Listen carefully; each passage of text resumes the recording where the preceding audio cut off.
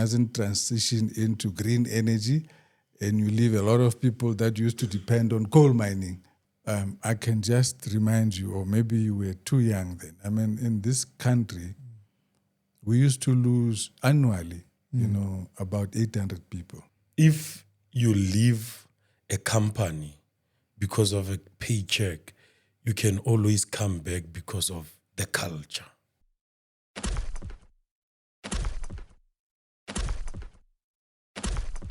Hello, miners. Welcome to the Miners Podcast. I'm your host, Mabushe. And as you know, it's my Ntate Tavis, my co-host. How are you, Minir? I'm good. You're good. By the grace and the mercy of the man above, we are good, and we are also blessed today. Yeah. The president of the Association of Mine Managers. It's here. Southern Africa. You know, Taviso, one thing I've realized is that maybe you are a lucky charm to the podcast. Ever since we started shooting this season, we're bringing big people. No, season 4, we're coming with a wave. But we promised that the magnitude of the wave, they're not seeing it. But without any further ado, the president, Mr. Zweli Ndese, how are you, sir? Tabiso, I'm very well. Thank you very much. Thank you to you both, Ndate Mabushe and Tabiso, for having me here. Thank you. It's an honor, sir, to have you here, and you're welcome. There's this scripture, right, that I actually got to learn about. Job 28. Yeah. Verse 3. In there, he speaks about the fact that men go down to the shafts and to seek for ore, you understand? And they even go with light, right? And then it further goes to verse 12, where he speaks about the fact that wherever we go, we will only get the wisdom from God, right? And I believe that now, today, we're actually in the presence of wisdom, you understand? And Mr. Ndese, we would like for you to introduce yourself in the whole capacity. We have 1 hour. So we want to know who's Mr. Ndese, what you have achieved in the industry, and how did you even become the president of AMMSA?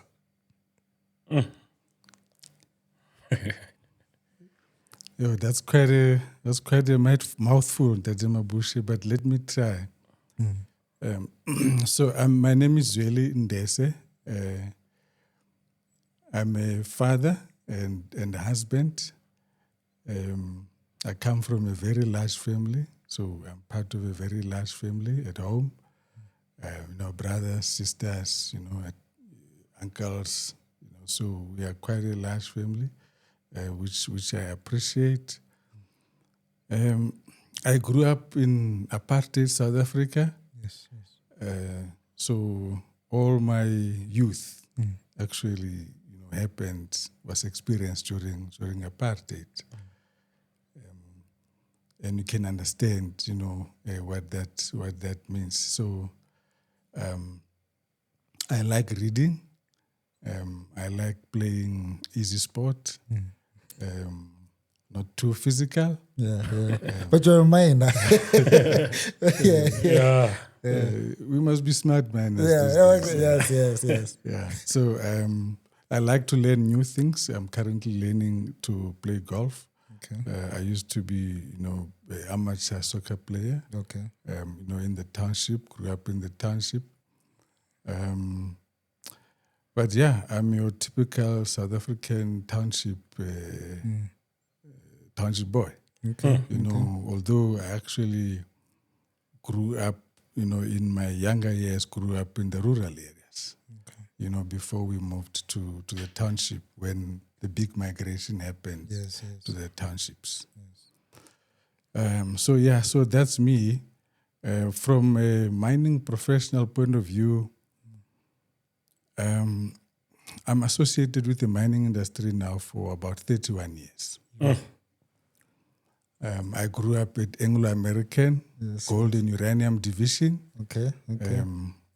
That many years ago, at the time when companies were bringing black people in to start, assuming bigger roles than operator roles. And so Anglo paid for my bursary at UJ, then VETS, Technicon. And I grew up through those ranks, like Tabiso explaining to me earlier, start with the blasting certificate, start from team leader, work through the ranks, and so on. Yes. And so I worked through all of that, that Tabiso is busy working through. And I ended up holding senior operational leadership roles in companies like Anglo American Platinum, Harmony, and Sibanye. Okay. Yeah, so I've had a lot of fun, as you will see, Tabiso will soon see that it's a lot of fun, to work in production. Yes. Especially, you'll enjoy it a lot. There is not a dull moment. Yes. You'll have a lot of fun. So yeah, that's me. I don't know if I gave you a good overview. Speaking about fun, what is that fun? Because for some of us, we're having it hard, but what is that fun actually? Well, it is interesting, man. Yeah, so the production world is driven by achievement of targets. Yes. And that keeps you going, But at the same time, you don't achieve the targets by yourself. Yes. There's a lot of people that you have to work with, to collaborate with, not just direct production people, but also service department people that you have to work with,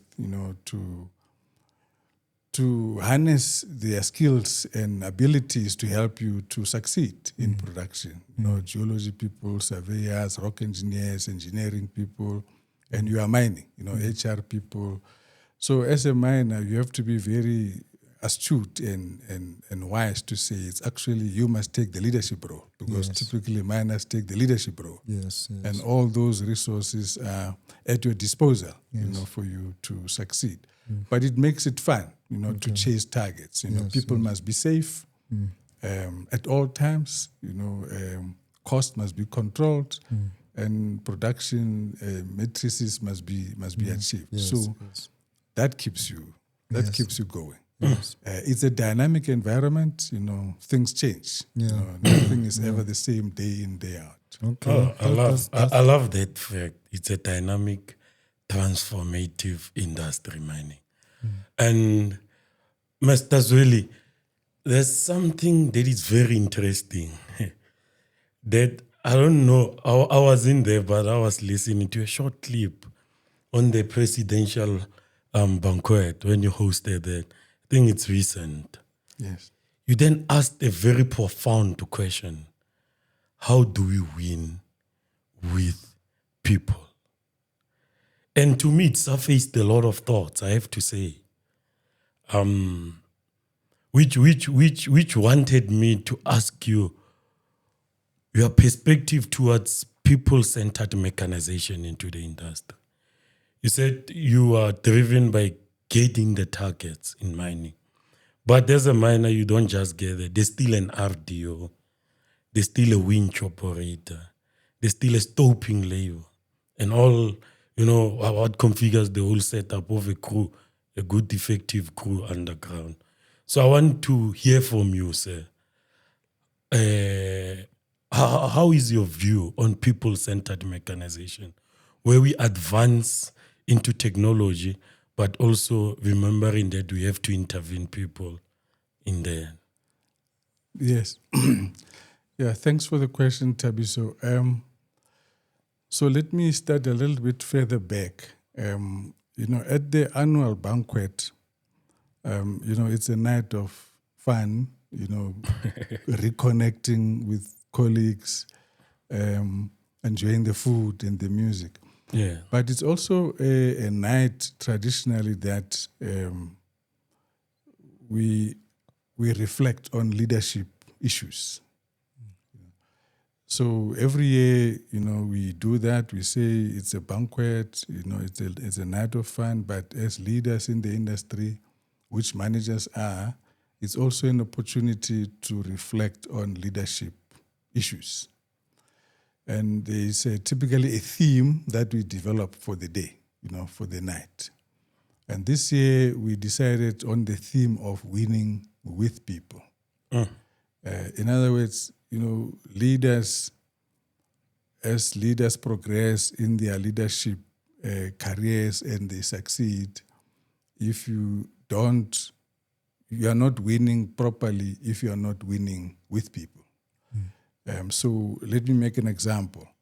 You hear, the slogan when we talk about green energy transition, we talk about the just energy transition, and we'll leave no one behind. Yes. In other words, you mustn't transition into green energy and you leave a lot of people that used to depend on coal mining. You leave them behind and you say nothing about them. Yes. So if you take them along and they don't find themselves poorer, in this transition or after the transition is made to green energy, if they don't feel poorer, because they've been deprived of what coal mining used to provide, then you have won with people. Then you are taking them along. So we thought that we should put that theme forward. I mean, you can make another simple example that, a head of state, for example, can win elections year after year. But to be really winning with people, then you'll have, unemployment under control, professionals employed, the youth employed, then you are winning with people. So in the industry setting, so we ask people to reflect, what it will mean to win with people, where you have in your sphere of control. The mining industry, for example, as it succeeds, commodity prices going high, or we are more efficient, we perform better as the industry, we should, have better towns where we are mining, better communities, because people are not just our employees, it's communities around us and so on. So, as we succeed as the industry, we create more wealth, we should be taking people along, and that includes communities. Yes. So that's, winning with people. In a business unit environment, if you are a leader there, you have to think about, what it means to be winning with people, and I suppose it starts by valuing people as human beings first, not as people, not value them for what they can help you with to succeed, as the leader. Value them as human beings first. In other words, human beings like you, with emotions, with aspirations, with children at home, to support, with all of that.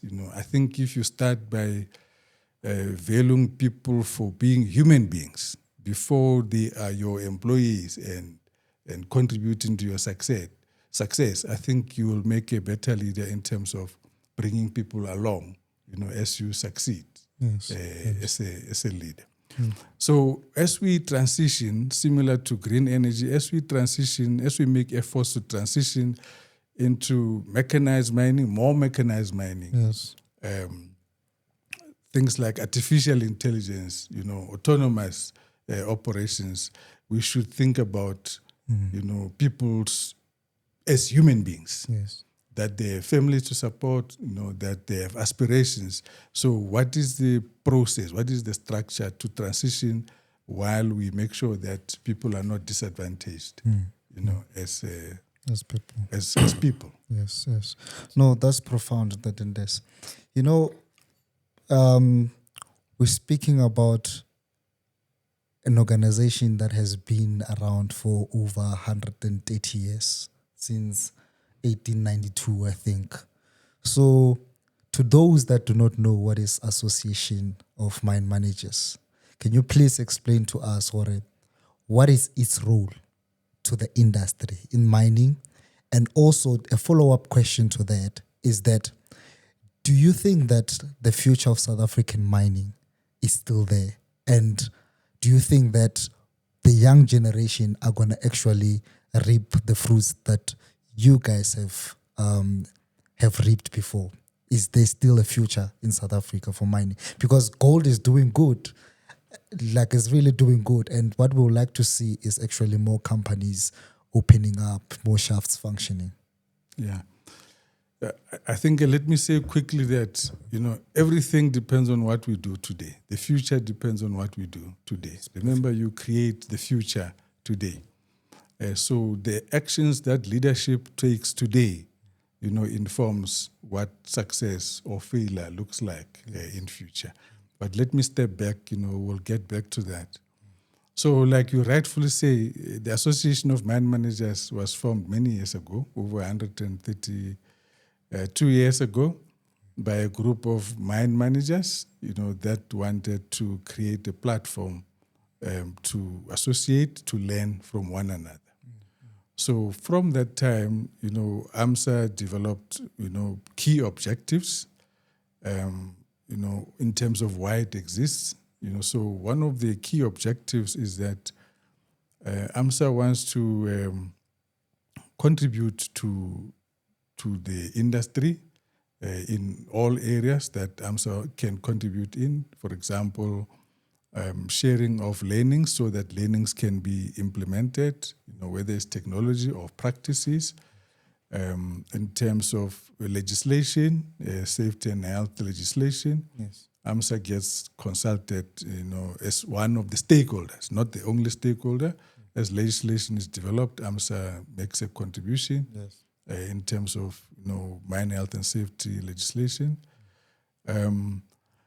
AMMSA is a platform for mining professionals to interact, connect, find mentors, find proteges, find people that can assist you in future. So that platform is created by AMMSA. So it's not just for mine managers. It's actually for mining professionals, or well, it will be mining professionals, and yes, other people also benefit from associating with AMMSA. But it's typically the majority of the members are miners, whether it's a student miner or type of, because we have got room for that. From the time that AMMSA began, there's room for student membership, associate membership. Even if you don't have the mine manager certificate yet, you can be an associate member, for example, while you are studying. So to make sure that as many people associated with mining, the mining profession as possible, are accommodated, into the association. So you are right. It has been a long time since AMMSA was formed. There have been many presidents.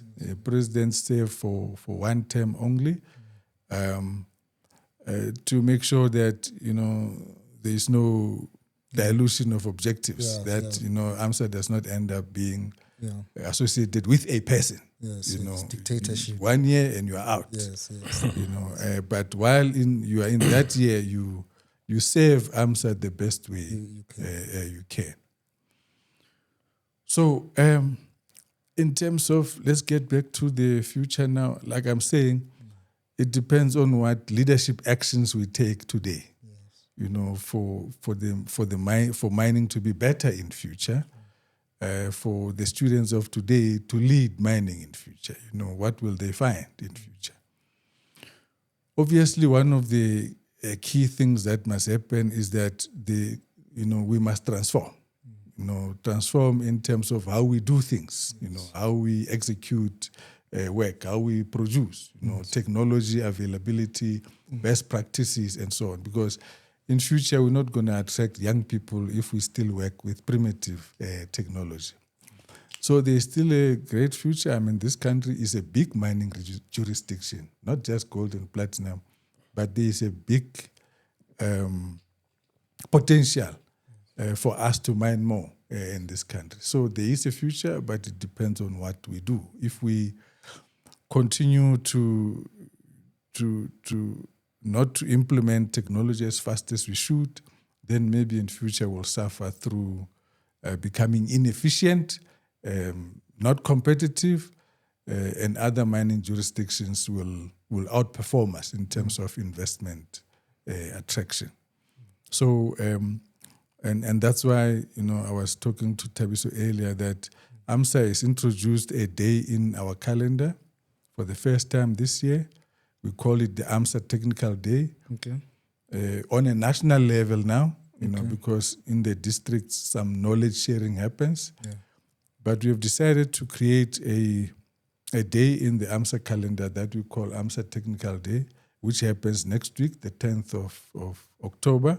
Okay. We have attracted a lot of technical presentations there, technical papers, which are going to be shared, so that I know what's working for you, that I'm not doing, that I can take my operation forward, and what is thinking in terms of transforming, the industry in terms of technology.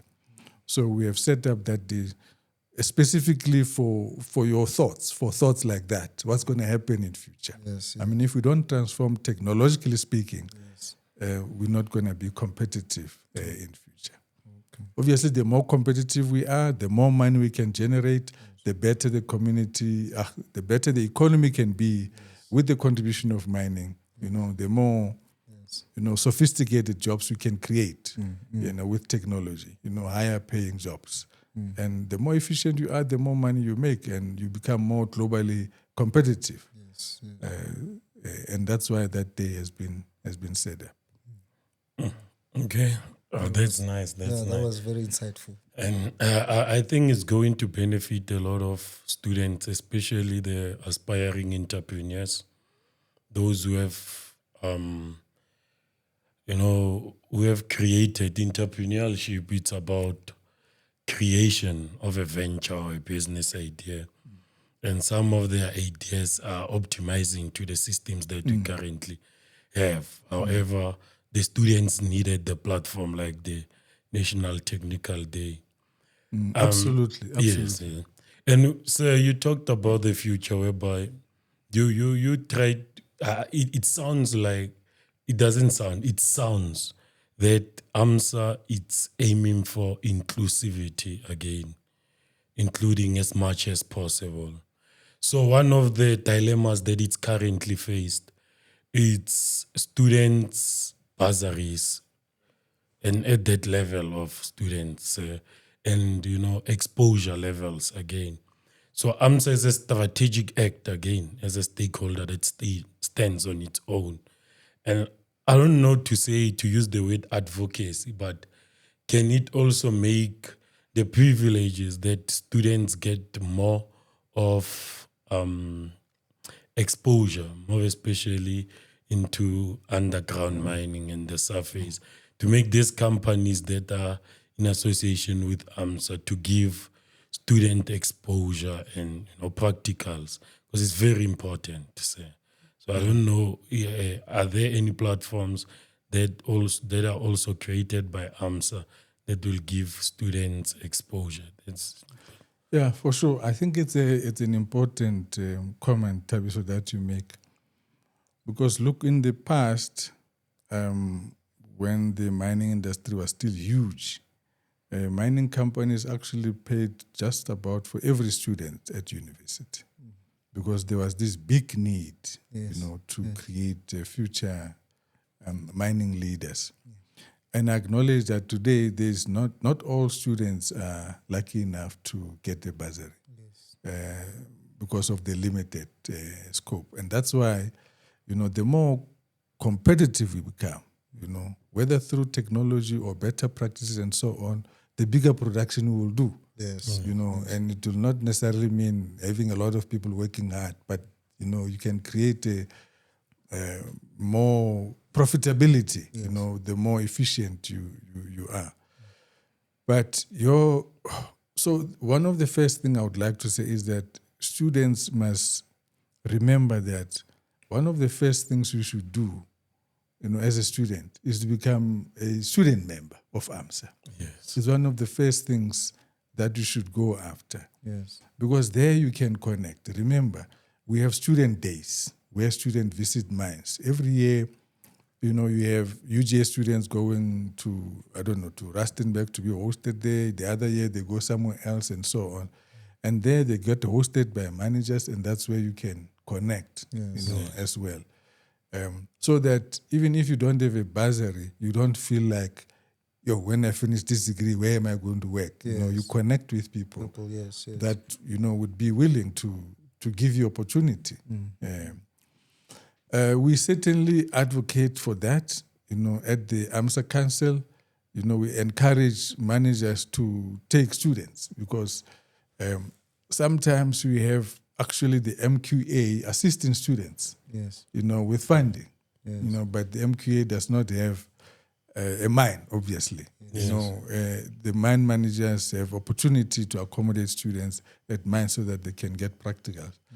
I think we can advocate more for that, Tabiso, but I think also that, as a mining student, you must know that you must do the old thing, get up and get it type of thing. Yes.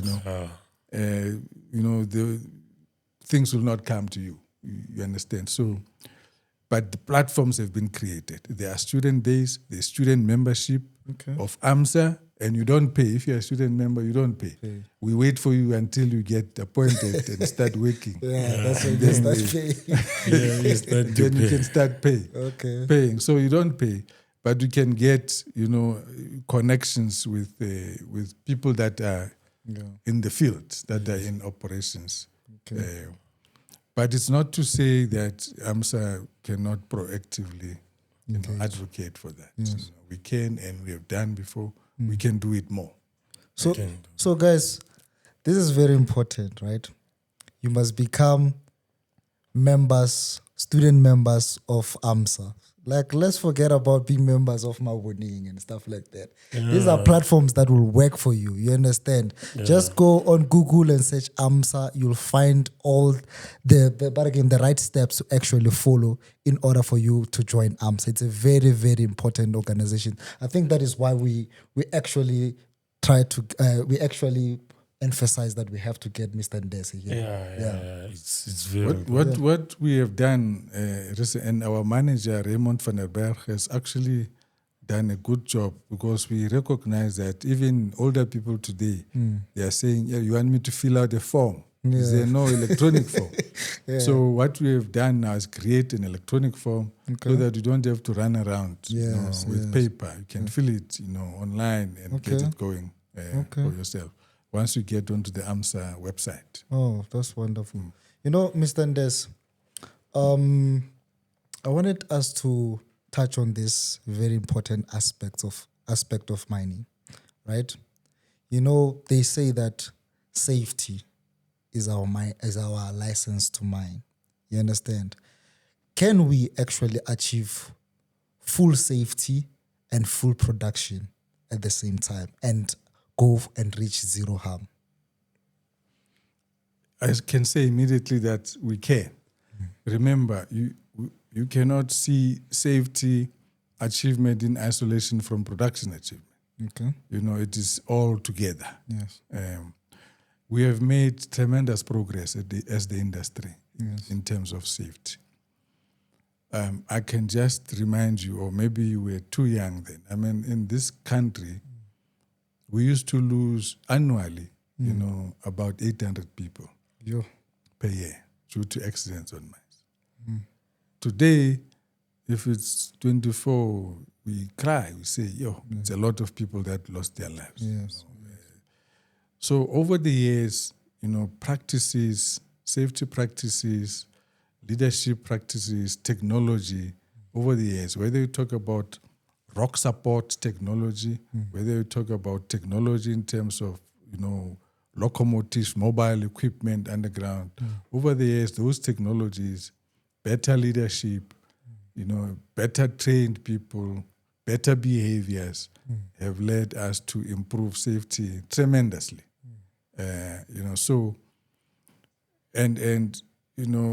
We still produce. The industry still produces.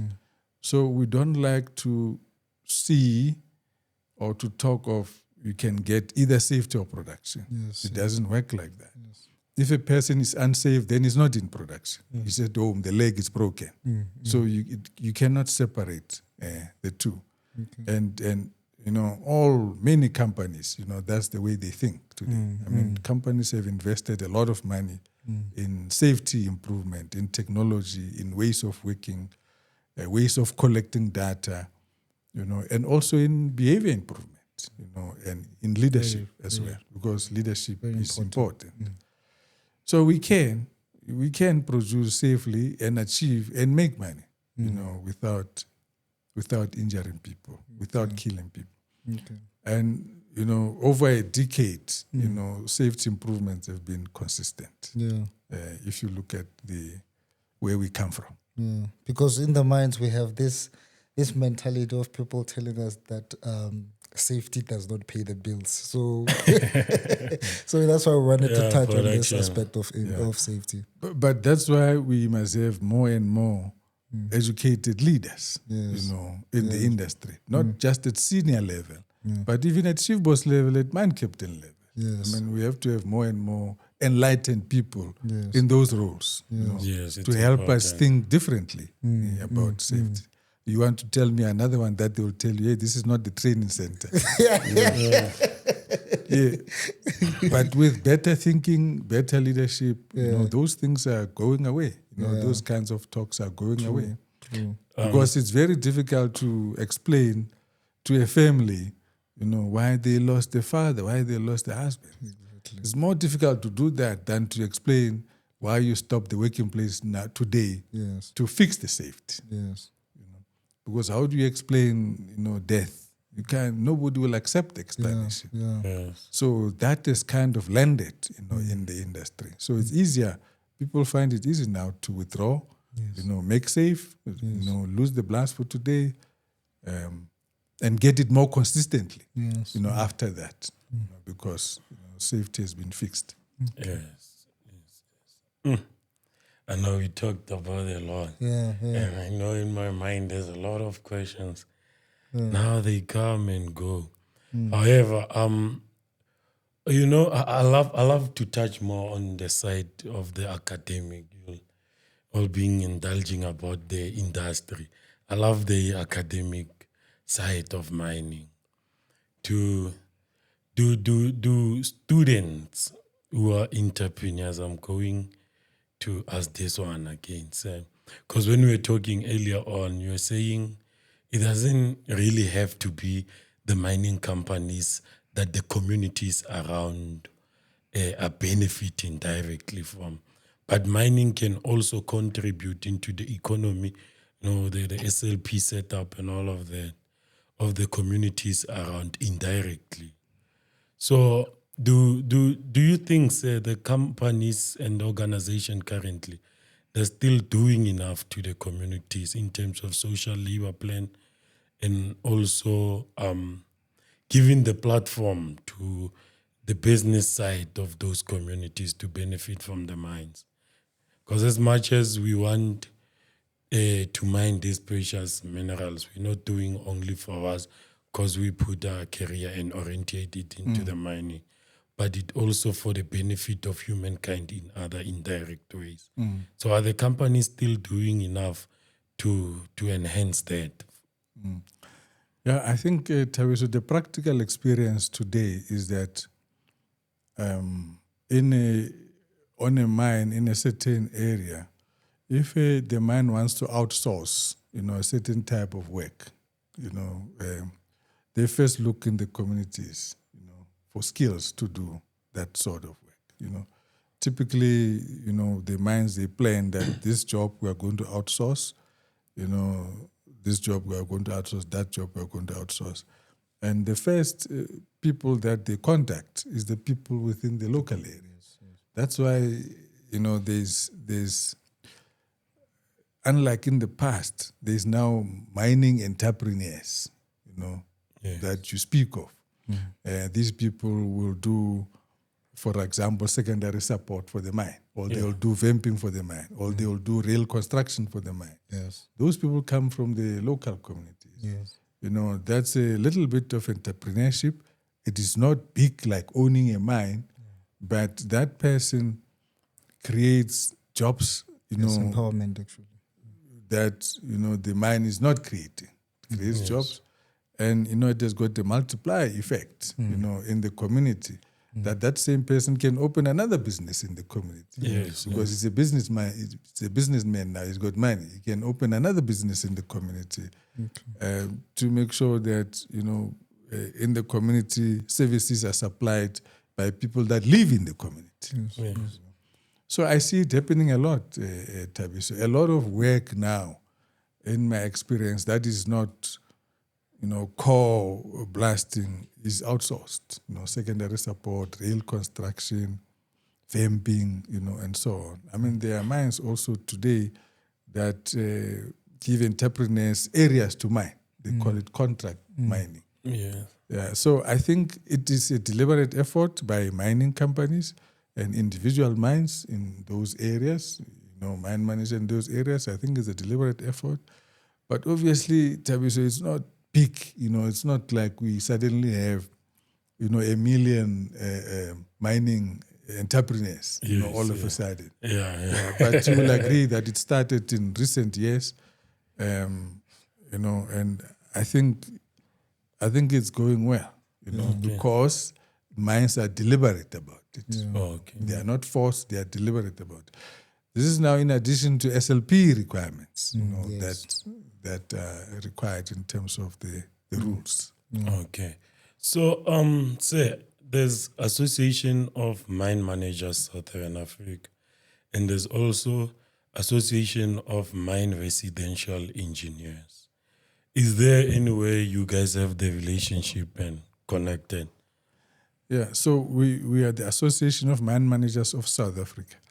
They are the Association of Mine Resident Engineers. So they are the engineers that are associated with mines. Yes. So typically, yes, there is a close relationship, very close relationship. In the district meetings, you will find that there is the first part of the meeting, the engineers and the miners are together, and then at some point they break so that the engineers do their thing and the miners do their thing. Yeah. Because each of the groups has to make sure that you make full use of the day. Because there's an engineering presentation, there's engineering issues to share amongst the engineers, there's mining issues to share, amongst the miners. But at some point they sit together. And speaking of engineers and mine managers, is there beef between you guys? That's where I'm going. As much as there's engineers and there's production, there's always a friction between the two. And you find the mining people are saying engineering people ba reporta ka rena. And the engineering people ba reporta ka ba mining. So there's always a fight between the two. Yeah, I know that one. And the miners would also say, if it was not for engineering, we would have mined out this mine a long time. Because of all the breakdowns, we are not producing and so on. But, jokes aside, actually the relationships between miners and engineers, mine managers and engineers, if you actually go where they work, they realize that they cannot, one cannot do without the other. True. Yeah. You understand? So actually in a serious setting on site, you will find very good cooperation between them. I need time as engineer to work and fix things. You must give me the time. And I give you the time as the engineer. Things must be consistently running afterwards. So there's actually close cooperation in practice. Yes. But in the cage, as the cage goes up and down the shaft, you'll hear a lot of noise that, the winch is broken again, or the belt is broken again, or whatever. The locos are not running yet. You'll hear that. Yes. But, in the bigger scheme of things, things actually work well because the two people are very dependent, on each other. So they should coexist. They must. They cannot not coexist. They must. But look, people are more sophisticated these days. People have learned more about leadership, interpersonal relations, respecting one another. making sure that we hold each other accountable. People have moved, these days. And if you're an engineer, you know if you are not doing your job. Yeah. And if you're a miner, you know when you're not doing it. Yes. No, that's very, very profound. So, sir, would you advise a young professional to join an artisanal mining company? Artisanal mining company. I think you must strive to own it. Strive to own it. Yeah, if you are a graduate miner, I think you should strive to own an artisanal mining company. Obviously, you must start, from the bottom, see how things are working, but I think your ultimate goal must try to own it, because really that's what we want from educated people, because they are more enlightened, they know the business, they know the economy, they know how to mobilize their resources. I mean, we're not gonna get far by all of us becoming workers, Yes. type of thing. We need more entrepreneurship, like you raised earlier. But the more small companies are run by educated, enlightened people, the better for the country. They seem to be sustainable. The better sustainability, yes, absolutely. That's the right word. Yes. They go beyond hand to mouth, sustenance, like sustenance farming. They go beyond that, and they want to be big. Yeah. But I think it tends to be people that are enlightened. So I would like, mining engineers to own those companies. Yes. Go make yourself dirty, make your hands dirty, learn how it works, so that when you invest your life savings in it, you know what to do. No, that's wonderful. That's nice. That's wonderful. Ndese, when we begin the conversation, we spoke about wisdom, right? And part of that wisdom also comes from faith. You understand? So what I want to ask is that, did your faith play a critical input towards your career in your future to be who you are today? Because the mind is full of diverse people, and then how do you go there in the mining industry and ensure that your faith, actually you stick to your faith, but at the same time respect the diversity within the mining industry? Yeah, that's the key, isn't it? To respect other people, to be able to cooperate with other people, regardless of where they come from. Yes. But, it's not just mining, Mabushi, it's life. In life, if you want to work only with people from your village, or people who were educated from the same school as you, or your relatives, then you're limiting your potential. True.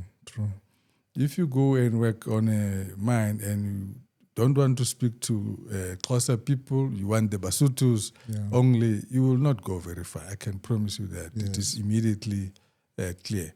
So regardless of your faith, religious faith, regardless of your values, I mean, the bottom line value is respecting humanity and human beings. Exactly.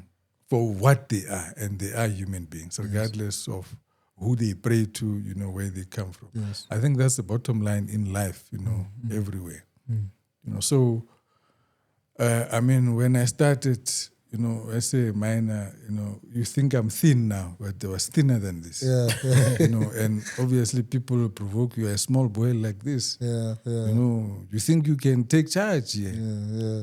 Then you become a miner and people say, what are you going to do with the mine? You are not married. Trying to... It's not provocation, it's just how people, culture, you must get married, so that the money is used properly and so on. So there's different cultures, different religious faiths, but I think there's only really one value, and that value is treating human beings as human beings. Yes. Being polite, being respectful to people, seeing people as humans, with all that goes with human beings. I think that's the bottom line value of humanity. Motswana, Mosotho, Mxhosa, It doesn't really matter. Afrikaner, English, doesn't really matter. It doesn't really matter. So, speaking, of culture, sir. One thing since I was in mining, I think now it's my 6th year since I started going into the mine or being full contact into mining. One thing that I've learned is that if you want to swim with the sharks, don't bleed. Unfortunately, the culture of mining is like that. And there's a book by, its name is Be a Decisive Manager. I forgot the author there. One of the things he says is that if you leave a company because of a paycheck, you can always come back because of the culture.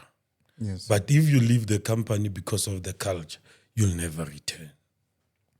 Even if where you're going, they will give you the bare minimum paycheck, but because of the culture. And when you get into mining, we still have that systems. It's still experience, especially, I think people at the top, they're not competing. They're collaborating. They're at the bottom. Survival of the fittest. So, serious. And to some extent it's because of that.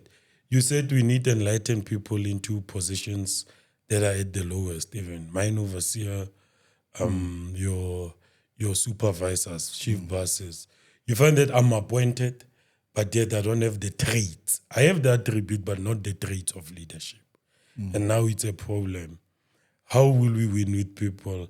That question shows being a leader who has empathy, which is one of the traits that are very important into leadership. Knowing that you are leading human beings and you are the leader because of them as people who are your subordinates.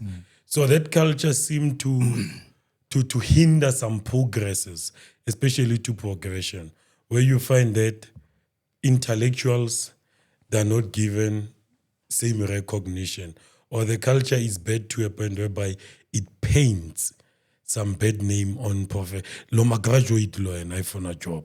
And that happens lower level. But now the perspective at how we see things, it will be different. And we should deal with that. I think most companies should start doing leadership workshops, especially. Don't just appoint someone because he has tons that he's giving you, but is he able to supervise people and make them be effective at the end of the day? So how can we, I don't know the right way, but to make the culture to be fine, to include everyone. And well, I'm not saying it should give the intellectual privileges which they're in the mind. Obviously, for you to be recognized, you gotta pay the price. Yes. You understand? So you must pay the loyalties, obviously. And those who are intentional are the one who will get recognition. But now you find someone who's intentional, who's, goal driven and orientated. But for the name, the culture of that organization, that about graduate, especially go now, it hinders and suppresses a lot of good talent. That it just dissipates along the way because of the bad culture. So into management levels, how can one win there and to navigate through that situation as growing a professional in the industry?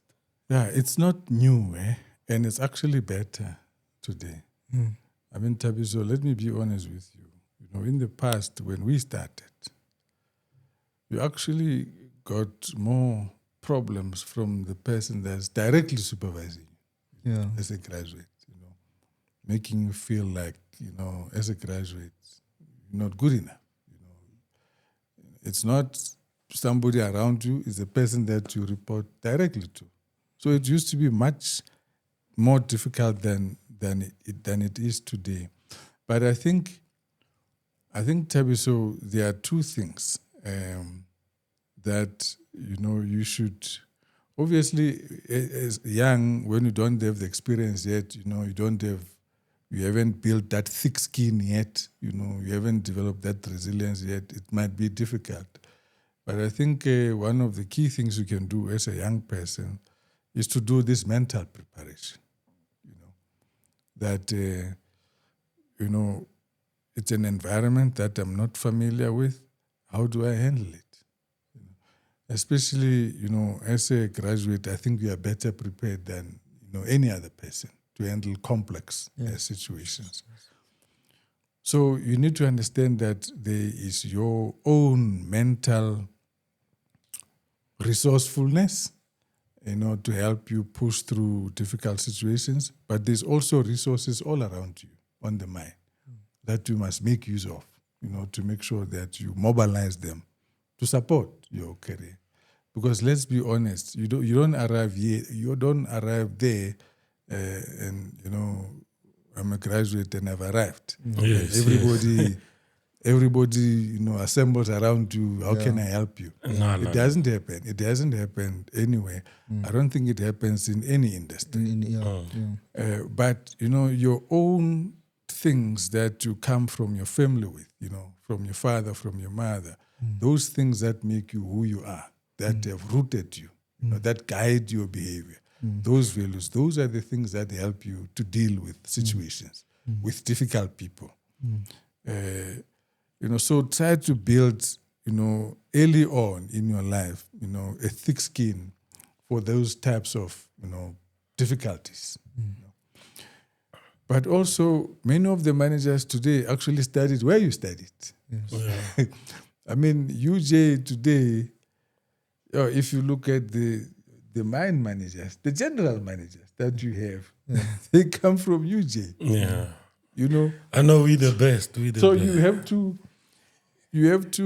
reach out to people like that. I would be surprised if you get treated poorly by a person of that level. I would be really surprised. Yes. And, I'll give you my cell phone number and you can SMS me and say, it is that manager there. Hey. Because I don't think it will happen. Yes. Although they won't spoon feed you, Correct. I don't think they will go out of their way to antagonize you. Yeah. But the lower level people, chief bosses, man captain, these graduates, that's temporary. Yeah. I tell you, that's very, very temporary. Yes. The moment you prove yourself that you are a hard worker, you show up, you are on time at work, you do a little bit more than what you are asked for, you are helpful, people start to notice. Yes.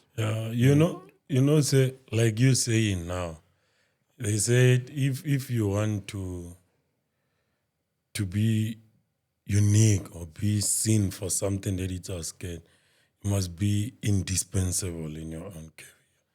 And also what is very important, proactiveness. Because the new generation now, they're doing things without being told. They're solving problems. That's one of the things that it's important for you to do. To show that you add value without people actually trying to put you to add value, to show it from being proactive. The other thing that I would love, perhaps we can clarify on top or brush over, is the programs which differs from company to company.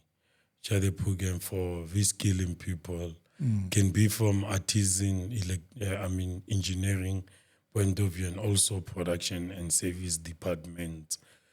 Can AMMSA please make them be similar? I don't know if you understand me, man. You go to some companies, if you are on the production program, you'll do mechanized, conventional, and this one at the same time. Then that equips you as early as now. Because I think most of us, we are ideal about the future that is different about mining. Say. But for me to be whole, I must be completely exposed.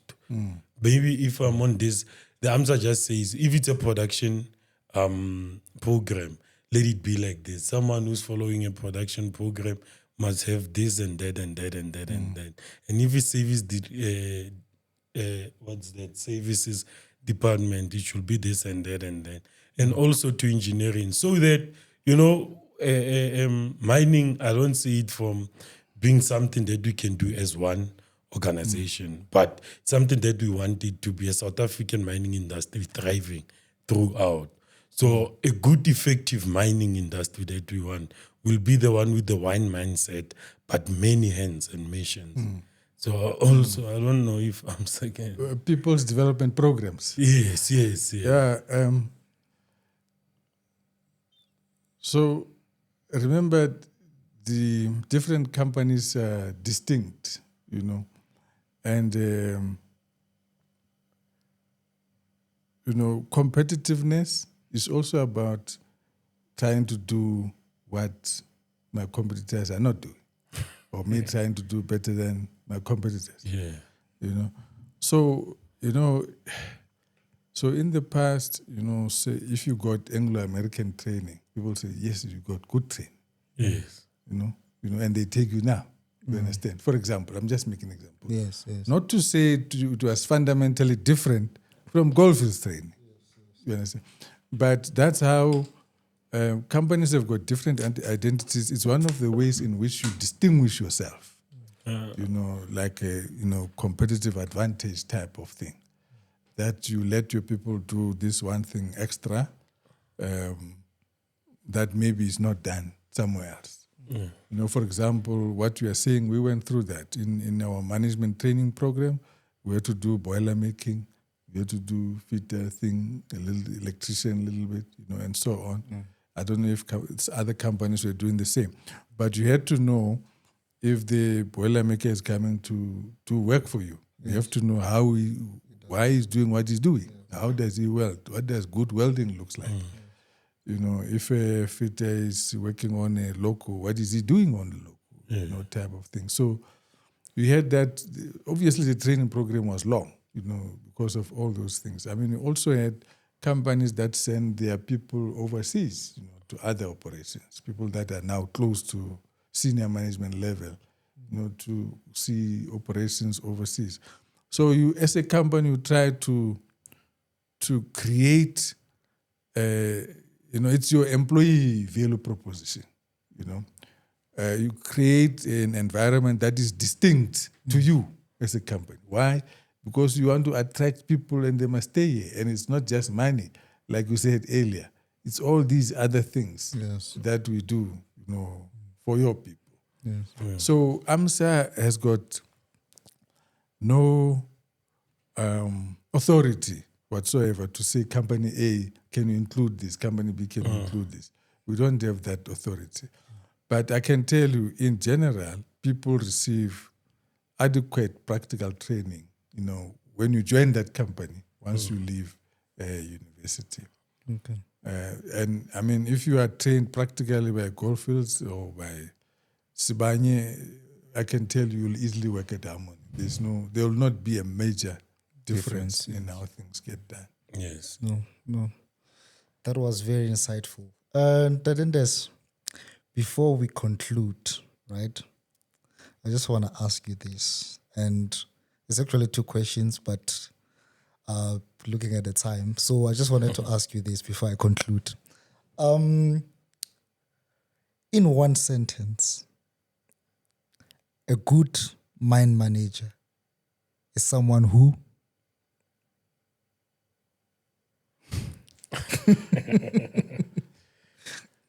Someone who respects humanity. Okay. Oh. Someone who respects humanity. Wow. Okay. I didn't expect that, but that's powerful. That's powerful. They dealt with you, Chief. Yeah, decisively. They dealt with you. No, that's powerful. Yeah. That's powerful. And how would you like to be remembered? Am I going to die soon? No. When you leave the industry. No. Look, it's an industry I've grown to love. That has treated me well.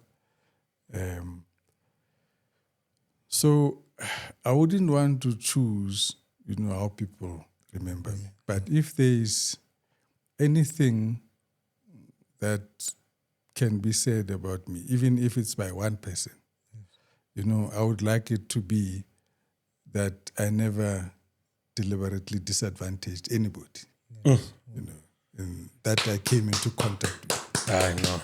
No. That's good. No, That's good.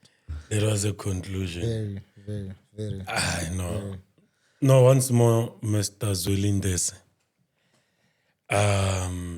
I don't know. To what do we owe the pleasure? I think that will be my concluding statement. We have engaged, and I will never forget this name. We'll never. I will never forget these names. And this is the second time we are engaging. First time we were at UJ, and now we got the whole hour. And you found time to squeeze us into your tight schedule. Yes. And for that, we are very much grateful.